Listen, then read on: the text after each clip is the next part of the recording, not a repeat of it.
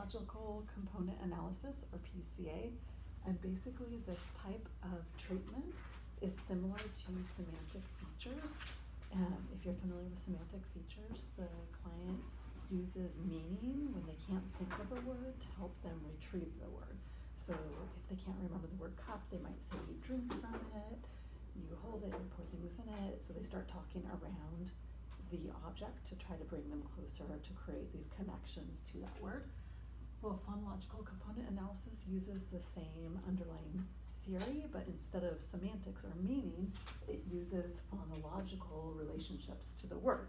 So if you're trying to think of a word and you can't think of it, you create these connections between words that rhyme with that word, between the first sound of the word, between the last sound of the word, how many syllables are in the word, and then other words that begin with the same sound. So it's all based on phonology, or the sounds of words that are similar to that one word. So in the study that I read, what they did was they chose 105 words that were clear objects that were not ambiguous, and they had the patient look through those 105 words and name them. They went through this 3 times to make sure that the patient actually had deficits in the words that they chose to treat. So if the patient got the words correct at least 2 of the times, then they threw those out and they didn't select them for treatment. All of the other words were presented to the patients, and so they would have a list of, let's say, 50 words, and that they struggled with naming. And they would ask the patient to choose the 30 words that they wanted to work on. And the purpose behind having the patient choose the words was so that they were actually working on words that they wanted to know, and so they should choose words that are specific to their personal life, that they can use, that would help them function from day to day, or the things that were meaningful to themselves. So there's a lot of evidence that choice is important in treatment, and PCA includes the component of choice. So I'm going to give you a couple examples of PCA.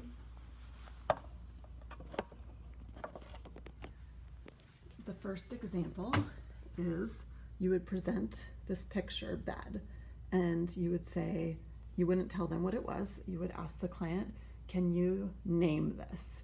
And if the client struggled, then you would say, okay, let's think of a word that rhymes with bed.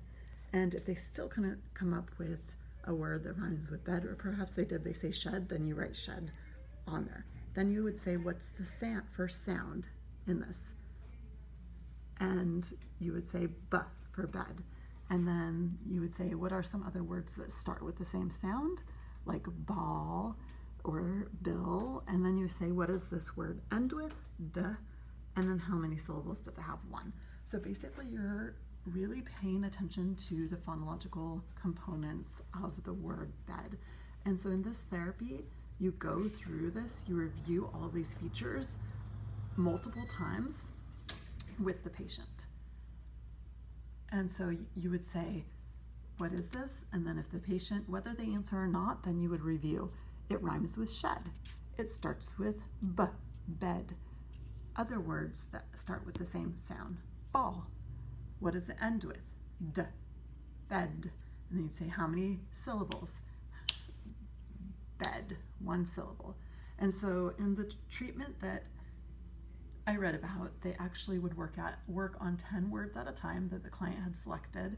They'd work on those 10 words over and over and over, and every time they would choose the word, whether or not the client got it correct, because in the baseline, the client had struggled with naming this item. So they wanted to improve their connection and the networks in the brain that were created related to this word. So they would review all of the phonological features 2 times every single time they go through the word. And then if the client still couldn't get the word, because you notice the word is not written on there anywhere, the word bed is not there. So if the client still could not get that word, then the clinician would say, the word is bed, say bed, and hopefully the client could repeat the word bed. And then they would move on to the next word. So let's try another one. So here is a personal favorite. The client might say, I really want to be able to identify this word to say that this is something I want in my home. And so you'd ask them, can you tell me what this is? And the patient struggles, I don't know. And so since they don't know what it is, you say, okay, let's think of a word that rhymes with this word. And the patient goes, I don't know. I can't think of the word itself. How am I supposed to think of something that rhymes with this word? So what you're going to do is you're going to give them options. And I'm going to choose 3 words to give the patient options. So I will show them one word. I say, here's one word, dine. And here's another word, bat. And here's a third word, cup. And then you ask your patient, which of these words rhymes with this word? Dine, bat, or cup. And they might say dine because they know it rhymes with it, but they might not because they're still struggling to retrieve that word. So if they're struggling, then the clinician would say dine. Dine is the word that rhymes with this. And then leave that up there and take away the other words. And then you would ask them, do you know the first sound of this word? And if they said no, you would give them, again, 3 options to choose from. There you go. Here are 3 options. What does this word begin with? And they're like, I don't know what it begins with. And so that's when you would say, the word begins with W. W. Then you get rid of the other 2. The word begins with W. And then you say, can you think of other words that begin with the same sound? W. And so you ask them if they can think of other words. If they can't, again, you might give them 3 different options. And so let's say we give them these 3 options. We say, which of these begins with W, W, and then they go, oh, I know what does. And so we add this to the board, and so that's your first sound associate. So we know that another word that starts with the same letter is wet. It starts with W, and it rhymes with dine. W, and dine, similar to wet. And then it has 1 syllable, and it ends with, if it rhymes with dine, it starts with W, the word is, and if they still don't guess it, you would give them the word and say, the word is wine. Say wine. Wine ends with N, the sound N. So that's those are the phonological components of this word. So after completing this, you would review these components with them. You say, it rhymes with dine, it starts with W, has 1 syllable, ends with N, and is similar to wet. The word is wine. Say wine. You review it twice and then move on to the next word.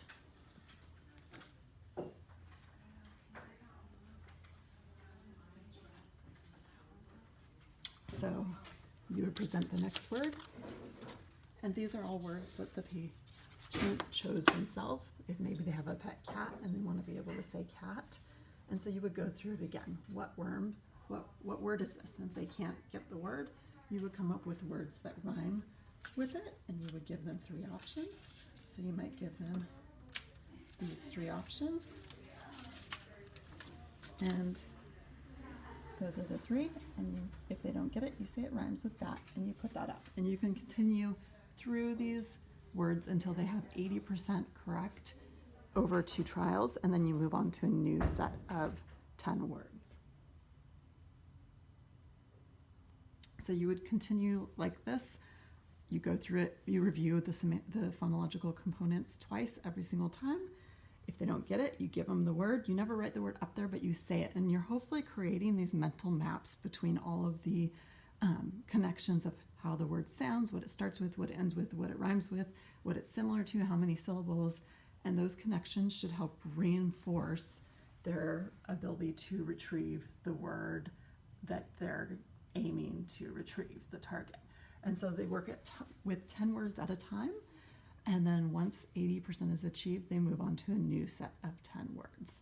And anytime that the participants go through this process, and even with giving them the word and giving them maximum cues, telling them what the word is and asking them to repeat it, if they cannot do that and at 40% or above, then this is not a good treatment option for them, and you should discontinue it and try a different type of treatment.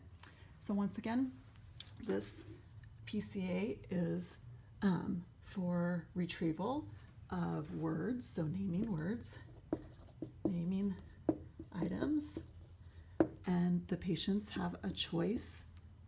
So they get a choice in the items that are treated.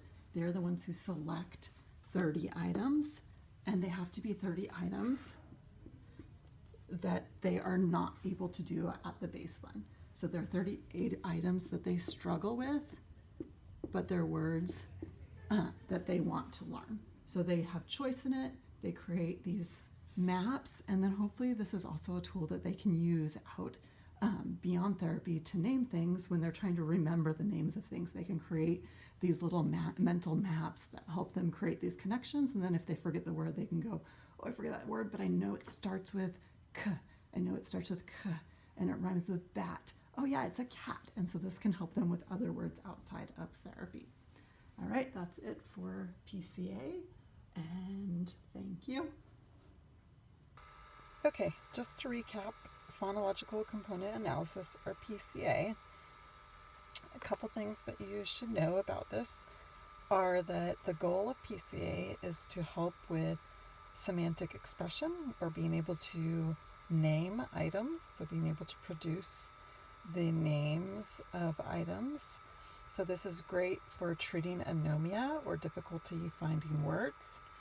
It's intended to both fix the words that are specifically treated in the targets in the list of 10, and it's also meant to help get around impairment by using compensation to improve untreated words. So this is meant for individuals who suffer from anomia because they can use this strategy to create networks that will help them prime their own availability of retrieving the words. The more connections they have in the brain, the more likely they are to be able to self-cue and come up with the word that they typically struggle with. The populations that this is meant for is for patients with anomia, like I mentioned before, and the study that I read that researched this with Leonard Roshan and Laird in 2008, they administered this method to 10 patients with aphasia, and all of these patients experienced anomia, which was assessed with the Boston Naming Test. And 6 of these patients had Broca's aphasia, 2 anomic aphasia, 1 Wernicke's, and 1 mixed non-fluent. And they mentioned that it's important for them to have normal comprehension outside of language, so they have to be able to understand how to match non-language items, because if they can't understand pairing up items, then creating these pairs will not work. So they did a couple of tests of comprehension that were outside of language in addition to these assessments. And the outcomes for PCA in the study that I read about, 7 out of 10 patients achieved 80% on all 30 words, achieved 80% or higher on their ability to name the words without any cues given by the therapist. So once they went through and created those mental maps, they no longer needed cues. It took about 8 sessions to achieve mastery, or 80%, for a list of 10 words.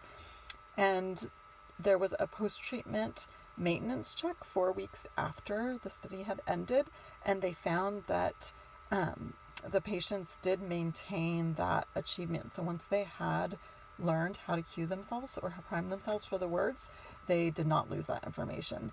And then this information also was generalized to untreated words. So it suggests that the patients may be using this strategy to learn new words in their environment. All right. And that is all that I have for you. I hope you enjoyed learning about PCA. Thank you.